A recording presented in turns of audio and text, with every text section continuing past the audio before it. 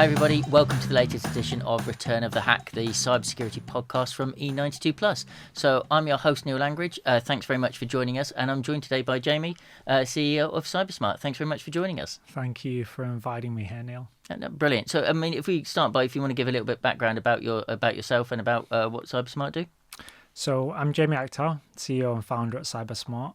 As we were just discussing, I'm deeply technical, but currently perform many roles as the leader of our business. I spent the last 15 years either building or breaking technology as both a security architect, penetration tester, security consultant, and running a digital agency, so full service software development. And CyberSmart is really the culmination, I think, of a lot of those experiences. About 8 years ago, we were staring at the cyberspace, not into cyberspace, but at the cyberspace, wondering how we can make a difference.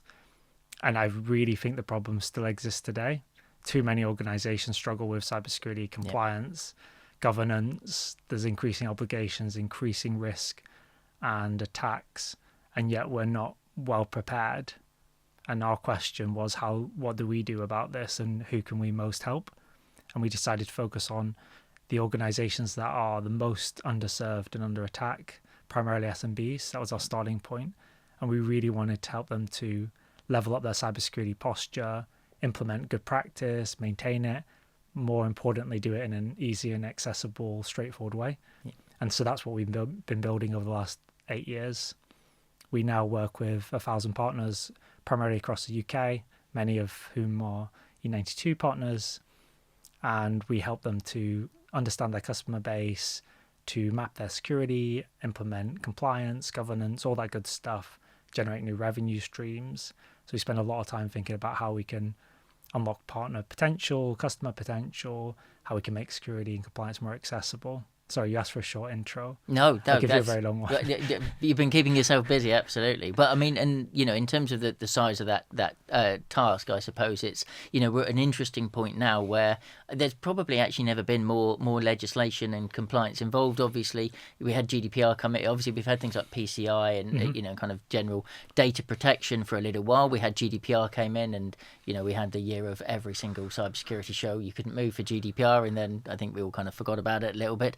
But then obviously we've had EU legislation last year around things like kind of DORA and NIS2, and then the upcoming cybersecurity and resilience bill in the UK as well, which I think is going to land probably sometime this year, depending on when you're listening to the podcast. So it's for UK businesses. What's your view on the current environment at the moment? Because I think there's a lot of challenges for organisations, potentially increasingly so, having to keep up with kind of legislative requirements, let alone just the business of cybersecurity.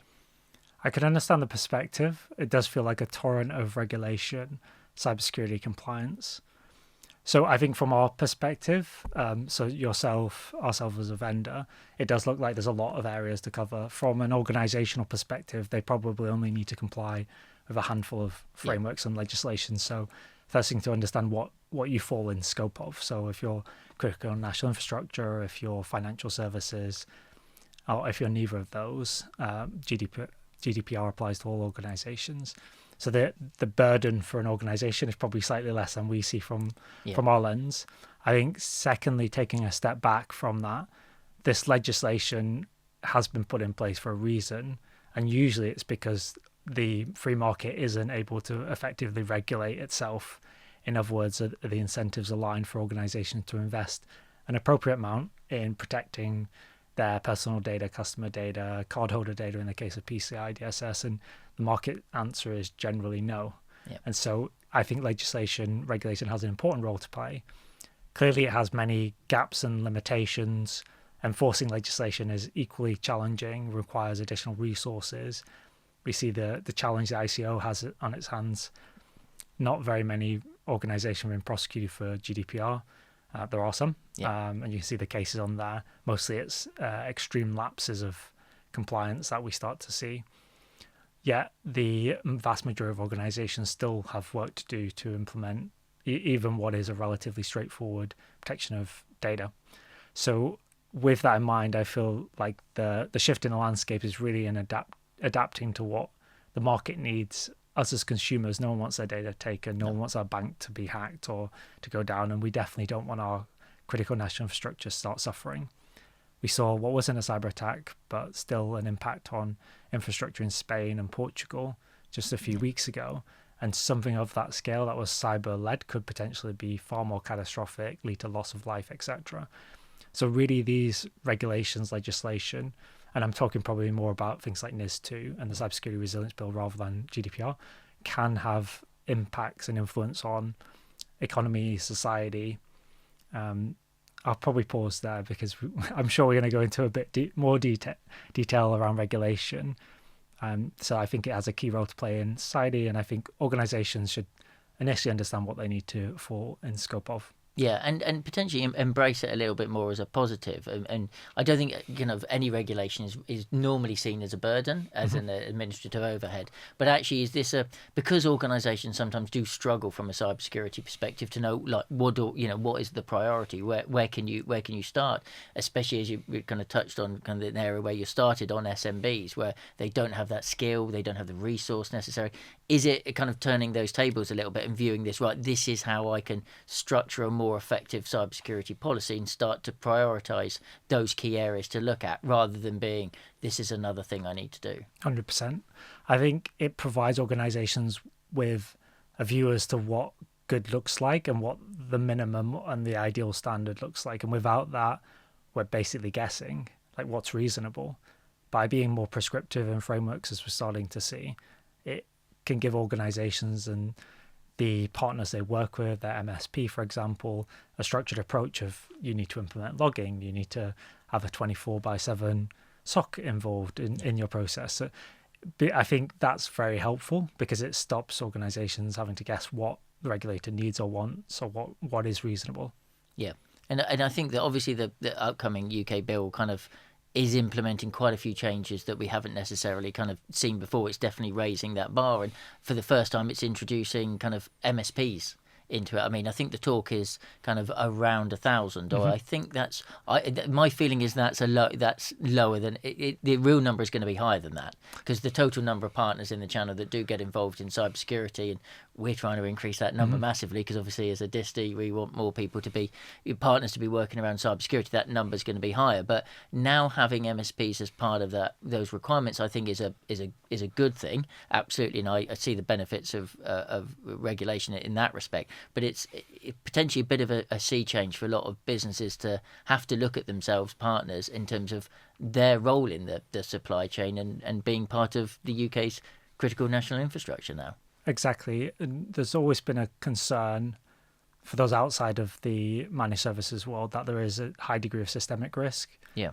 And events like Kaseya and SolarWinds really highlight just how critical those can be. One partner can hold the keys to hundreds or thousands of organizations' sensitive data. So you think a GDPR breach for one organization is bad, imagine it times 100 or 1,000. And so I think they do form a critical part of the infrastructure for the UK.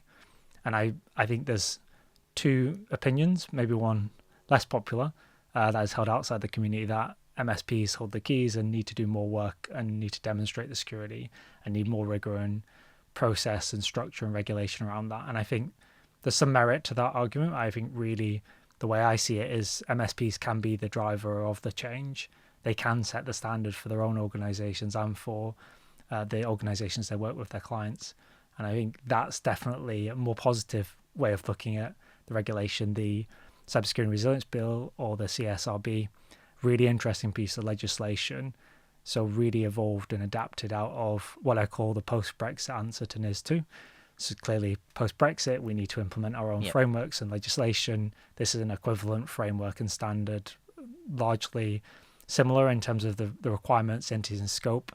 The 1,000 you mentioned is based on the DCMS data, so it's 900 to 1,100 MSPs who are medium or large. I think the definition precisely is over 50 employees or 10 million euros revenue. So that really gives us about 1,000 MSPs across the UK of the probably 10,000 plus or so. Yeah. And so that I think there is an onus on organisations who are also below that limit to understand their obligations and potentially start preparing for it. I'm sure you see this lens across your partner community, but lots of consolidation in the MSP world. So a lot of partners are going from small organizations or micro into medium or large pretty quickly. So preparing for things like the CSRB in a structured way, it could be really helpful for those partners. Yeah, absolutely. And I think a lot of what we've seen in the kind of cyber world kind of generally recently in terms of the attacks is the importance of not just kind of, MSPs playing that, but supply chains generally. I think in terms of, the legislative requirements around that, and organisations are kind of realising, I suppose, just the full extent to how reliant they are in terms of their digital supply chain as well as their physical supply chain, but the impact that can have on them as organisations. Obviously, from a UK retail perspective, it looks like it wasn't the organisations where it started, it was one of their suppliers, and then one of their other suppliers, food service, that got impacted, and that hit everything else. So I think supply chain kind of resilience seems to be one of the kind of key topics right now. It certainly is. Supply chain is probably the biggest black box in cybersecurity. Yeah. And it has been for a long time. And we've relied a lot on governance, on annual audits, on attestation, paperwork, in order to provide us some level of reassurance that our supply chain is doing what we ask it to do. On the flip side of it, we've also been asked by larger organizations that we supply what controls we have in place. And that system is fundamentally quite broken. It's not a problem we're actively solving.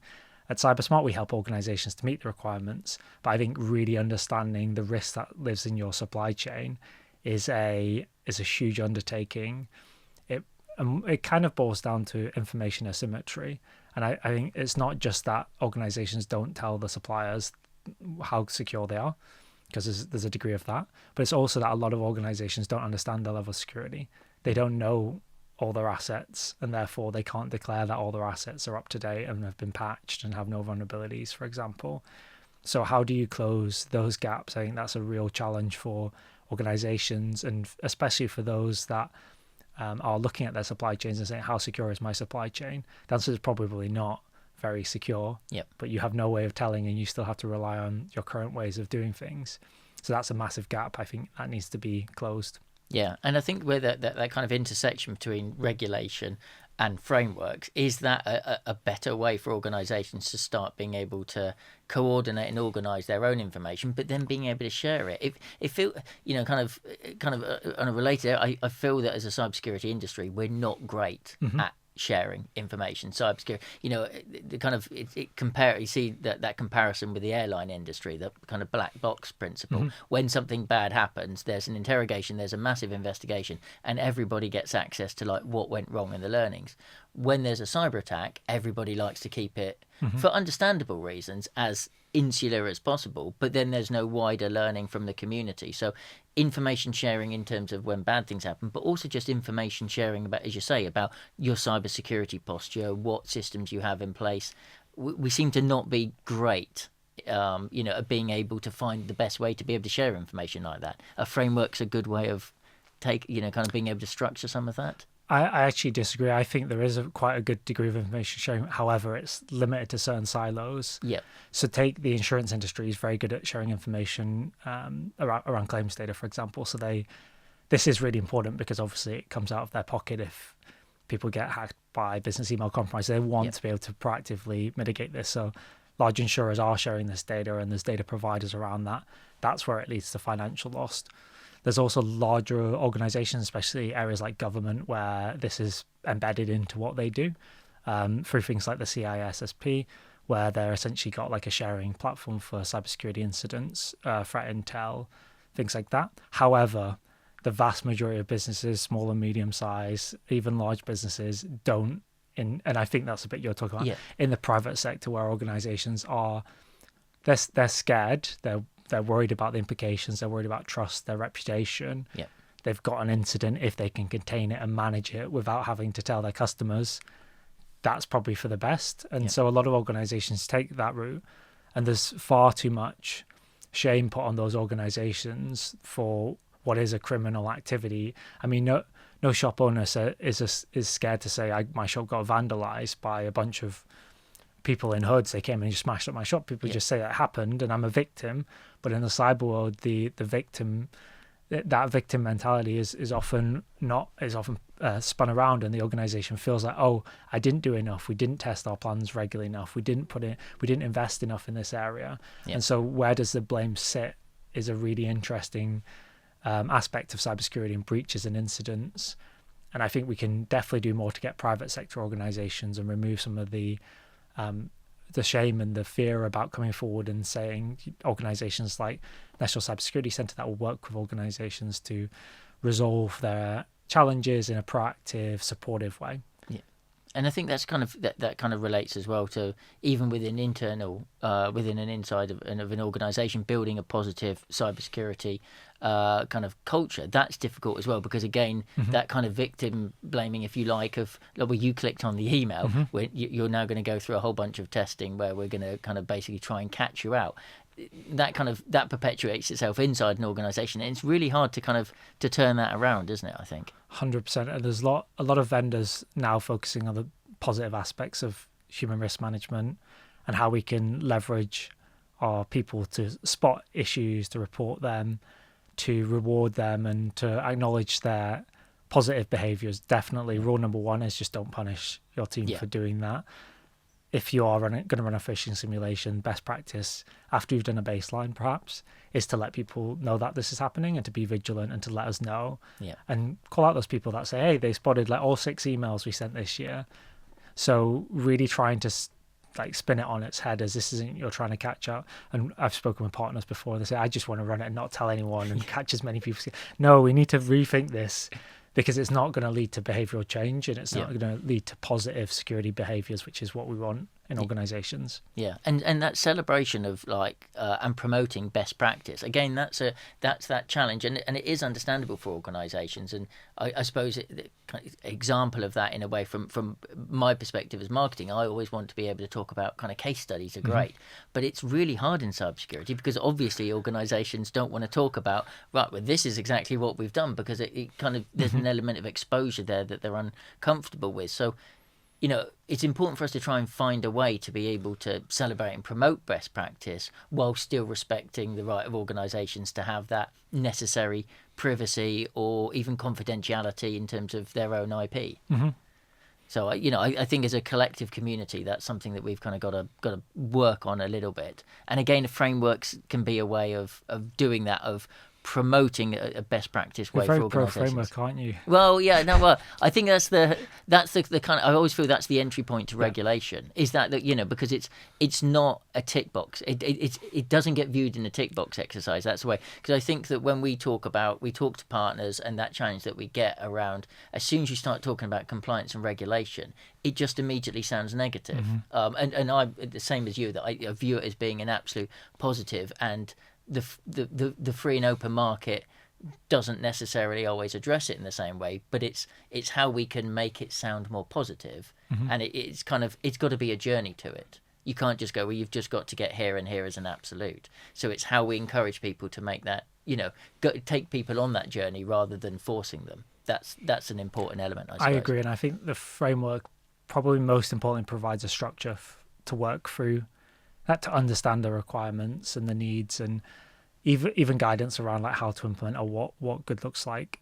And a really good example of this is the cyber assessment framework, or CAF, which was the recommended implementation mechanism for NIS 1, as I'll call it, or NIS, which interestingly was introduced on the same day as GDPR, but no one really. Oh, well, I didn't realize kind of obviously the scope was slightly smaller, or significantly smaller, maybe 10 times smaller in terms of the number of organisations. It was a critical national infrastructure element. Now our view of critical national infrastructure is obviously far broader. Organisations that, if they were to fail, would cause significant impact to our economy and society, and so that legislation being updated is still likely to have CAF as a really good baseline, and I think the UK government is leaning towards that direction as a way of structurally stepping through. And it's principles based, so it allows you to apply what makes sense for your industry, your size of organisation, your controls you have in place. All those factors are taken into account. So I am very pro framework as well. I think it's a very good way of stepping through that, and it also gives organizations a common language to talk about where they're at, where not compliant, or we're partially compliant, or we've completed 3 out of the 4 areas. So it gives people structure to going around and saying our security is good or bad or somewhere in between. Yeah. And then, and obviously, kind of where you kind of guys started from a compliance perspective, obviously, is Cyber Essentials. What's your, and obviously, kind of last year celebrated its 10th birthday, and I thought there was lots of, I thought it was a really good report that the NCSE published around that, in terms of highlighting the good and the bad. And I think that the general kind of response from organisations that had gone through the process with both CE and CE Plus was very positive. I think they felt more confident. I think there was lots of good stuff, but then the numbers of how many organisations had actually gone through it were relatively low, certainly lower than I think that we'd all hope. What's your view in terms of where we are with CE and kind of how we can help either improve the scheme or drive more organisations to get involved? That's a very good question. I'll try and address it shortly, because we could probably do an entire podcast on that alone. I think C is an extremely good framework, foundational set of security controls that all organizations should be able to meet and maintain.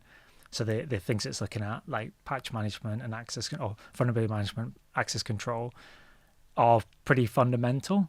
And so we would expect most organizations would be able to meet those requirements and standards. The reality is it's often far more challenging for organizations that take asset management. In order to manage your assets, you need to understand what you have. And for many organizations, mobile devices, tablets, bring your own device is a challenge. Understanding shadow IT, what people are using, what websites they're logging into, where they're sharing data, what chatbots they're putting the Excels into, all that stuff is kind of first part of the problem. So we need to get a good understanding of where we sit currently in order to implement pragmatic controls. So I do think that we should continue pushing that as a standard. I think there's often a perception in the community that it's a very basic standard and therefore it doesn't have much value. Yeah, I think the reality is it's actually a lot harder than most organizations think to meet the requirements and maintain them, and it's the vast majority of the risk. We saw some data around cyber incidents for SJP, St James's Place, for example, reduced by 80% the week after they implemented Cyber Essentials Plus across their whole partner network. These are financial services organizations. You expect they would have reasonably good security. 92% reduction in cyber insurance incidents for those who had passed Cyber Essentials. And a newer stat from Cyber UK a few weeks ago, BAE, you think they've got very good security. They have got very good security. 8-fold reduction in vulnerabilities from deploying Cyber Essentials. That's massive for an organization that does critical national infrastructure, defense, huge organization across the UK. So I think there's serious merit in the scheme. So that's probably the first aspect. The second aspect, is it adopted widely enough? I probably fell into the same trap of saying, well, we have 5.5 million businesses. We do have 5.5 million registered businesses. However, only 1.4 million of them employ someone. So sole traders, are we reasonably going to expect them to implement and certify against a framework? Probably not. We have probably 100,000 VAT registered businesses. So with businesses with a sizable amount of revenue to lose. So actually, if you compare it to something like that, I think the uptake rate is probably slightly better than we might initially think, that, it's 0.1% or something like that. And it's increasing, it's doubling, or growing about 20% each year. So it's doubled over the last few years. And that's really good. We're also seeing an increase in the number of organizations doing the Plus, which is verified audit on top of the self-assessment.